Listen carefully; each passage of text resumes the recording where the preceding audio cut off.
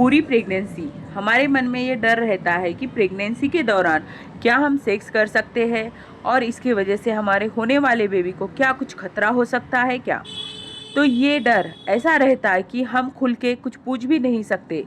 बहुत बार ये पूछने में हम शर्म महसूस करते हैं और कपल को भी ये भी पता नहीं रहता कि प्रेगनेंसी के दौरान क्या हम सेक्स कर सकते हैं या नहीं।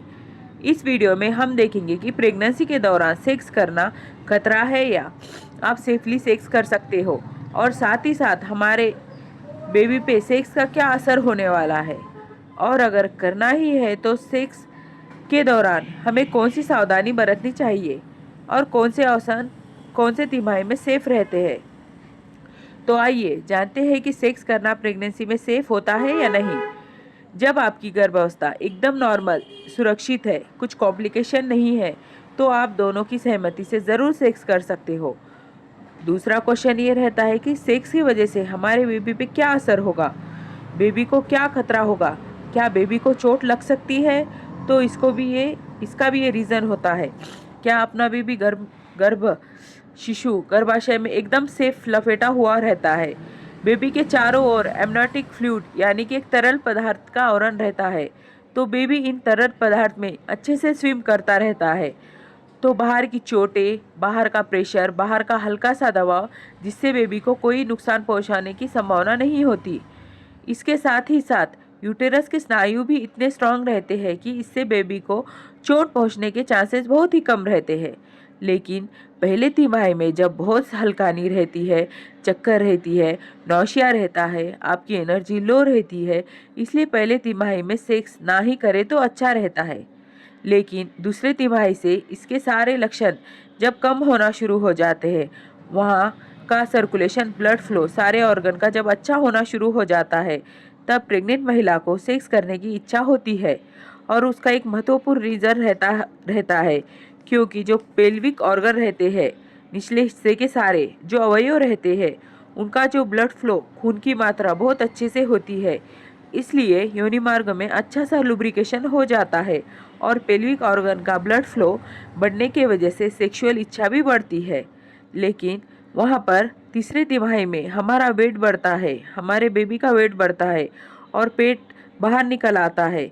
इसके वजह से हमारी सेक्स ड्राइव थोड़ी सी कम हो जाती है और तब हमें प्रश्न पड़ता है कि हम सेक्स को कौन से आसन का यूज़ करें। तीसरे तिमाही में माना जाता है कि सीमेन में प्रोस्टाग्लैंडिन्स रहते हैं और जब ऑर्गेज्म हो जाता है तब भी पेल्विक मसल कॉन्ट्रैक्ट होते हैं। इन सारी चीज़ों की वजह से और प्रोस्टाग्लैंडिन के वजह से सेक्स के दौरान प्रसव वेदना शुरू होने के चांसेस रहते हैं। तो आइए हम जानते हैं कि प्रेगनेंसी के दौरान हमें किस कंडीशन में सेक्स नहीं करना चाहिए।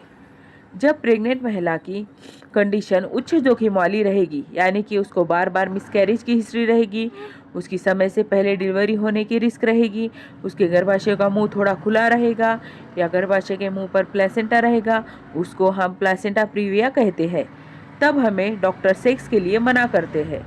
लेकिन इसके साथ साथ आपको अगर प्रेगनेंसी के दौरान रक्तस्राव हो रहा है, कभी कभी एमनाटिक फ्लूइड का लीकेज भी होता है, कभी जुड़वा बच्चे रहते हैं, तो आपको इंटरकोर्स नहीं करना चाहिए।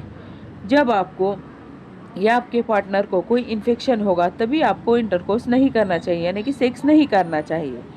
तो आइए जानते हैं कि प्रेगनेंसी के हर तिमाही में, यानी कि पहली तिमाही, दूसरी तिमाही और तीसरी तिमाही में कौन कौन से आसन हम सेफली यूज़ कर सकते हैं।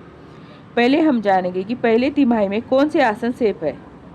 पहले तिमाही में कोई भी आसन आप कर सकते हैं, लेकिन इतना ध्यान रखिए कि प्रेग्नेंट महिला के ऊपर ज़्यादा प्रेशर ना पड़े। आइए हम जानेंगे कि दूसरे तिमाही में सेक्स करते वक्त हमें कौन सी सावधानी बरतनी चाहिए। दूसरे तिमाही में जब पहली तिमाही के सब लक्षण कम होते हैं, हम फ्रेश फील करते हैं, तो आप दोनों के सहमति से सेक्स ज़रूर कर सकते हैं। और ये सेक्स करते वक्त आपको कुछ सावधानी बरतनी होती है।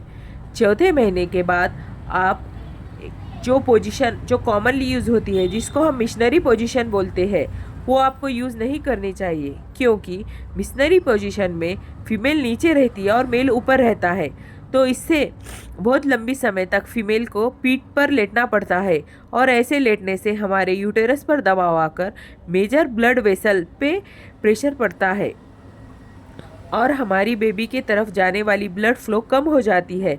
कभी कभी हमारा बीपी एकदम से कम हो जाता है, उसको हम सुपाइन हाइपोटेंशन सिंड्रोम बोलते हैं। तब हमें बेचैनी महसूस होती है। इसलिए ये जो मिशनरी पोजीशन है जिसमें फीमेल नीचे लेटती है, तो ये पोजीशन हमें 4th मंथ के बाद नहीं करना चाहिए। उसके साथ ही साथ ये मिशनरी पोजीशन में प्रेग्नेंट महिला को फोर्स कंट्रोल नहीं कर सकती। तो एक ये भी वजह हो सकती है कि ये यूज़ नहीं करनी चाहिए, इस पोजीशन को यूज़ नहीं करना चाहिए। तो अब हम जानते हैं कि प्रेगनेंसी के दूसरे और तीसरे तिमाही के दौरान कौन कौन से आसन का उपयोग कर सकते हैं। पोजीशन जिसे हम कहते हैं काउगर्ल पोजीशन, जिसमें मेल नीचे रहता है और फीमेल ऊपर रहती है। इस पोजीशन में प्रेग्नेंट महिला को जो प्रेशर होता है वो उसे कंट्रोल कर सकती है। इसको वुमेन ऑन टॉप पोजीशन भी कहा जाता है। ये प्रेगनेंसी के दौरान काफ़ी सेफ पोजीशन होती है और बढ़ता हुआ पेट इस पोजीशन के बीच भी नहीं आता और उसके ऊपर प्रेशर नहीं होता। दूसरी एक महत्वपूर्ण पोजीशन जो होती है जिसके वजह से पेट पर दबाव नहीं आता, वो है स्पूनिंग पोजीशन, यानी साइड टू साइड पोजीशन। इस पोजीशन में मेल और फीमेल दोनों करवट पर लेटे हुए होते हैं, आगे होती है और मेल पीछे होता है। और तीसरा महत्वपूर्ण पोजीशन है जो पेट पर दबाव नहीं आता, उसे हम डॉग स्टाइल पोजीशन कहते हैं। इसमें फीमेल घुटनों पर होती है और मेल पीछे होता है। तीसरे तिमाही में ये पोजीशन करना थोड़ा डिफ़िकल्ट हो सकता है, वो बढ़ते हुए वेट की वजह से और बढ़ते हुए पेट की वजह से। बढ़ते हुए पेट की वजह से इस पोजीशन में बढ़ते हुए पेट को सपोर्ट नहीं मिलता, तो तीसरे तिमाही में इस पोजीशन को अडॉप्ट करना मुश्किल होता है। तो इस वीडियो में हमने जाना कि प्रेगनेंसी के दौरान सेक्स कर सकते हैं या नहीं, उसका बेबी पर क्या असर होता है। उसके साथ साथ प्रेगनेंसी के दौरान सेक्स करने के दौरान सही पोजीशन कौन सी रहती है। उसके साथ ही साथ हमने ये भी जान लिया कि हमें सेक्स कब नहीं करना चाहिए। अगर वीडियो पसंद आए तो वीडियो को दिल से लाइक, शेयर एंड चैनल को सब्सक्राइब कीजिए।